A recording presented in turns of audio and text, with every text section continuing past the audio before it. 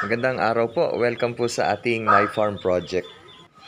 Dumating ako dito, halos tanghalian na rin, kaya pagkakain ng lunch ay nakatulog ako. Paggising ko, muulan na. Dati, yung mga alaga naming mga manok at pato ay hindi nakagala.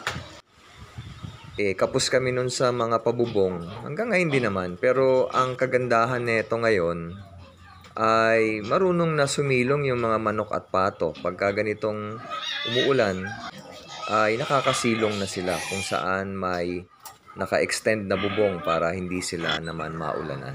Sa gabi nga daw ay dito dumadapo sa bahay ng mga baboy yung mga manok. Diyan sila nakasilong sa gabi. Sa oras na ito ay bahagyang tumigil yung ulan at ito ngayon sila relax na uli. Ang isa sa nakakatuwa dito ay yung unti-unting pagdami rin ng mga alaga naming mga pato. Nangaunti ito dati. Ngayong nakagala sila ay naging mas masigla sila. Ngayong nakagala sila ay naging mas malakas umitlog at masipag maglimlim. Ngayon nga may mga sisiw kami ng pato ngayon na pinalalaki para pandagdag dito sa bilang nila. May mga breeder pa rin ako dito kaya may pag-asa talagang dumami sila ngayon. Inaasahan ko rin na dadami yung mga manok dahil 3 inahin ang naglilimlim, isa ito sa 3.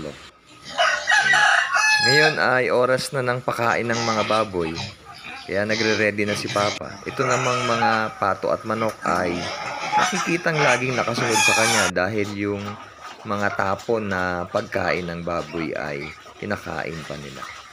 Hanggang dito po muna mga tagapanood ng ating My Farm Project. Happy farming po sa ating lahat. See you po sa next video po natin.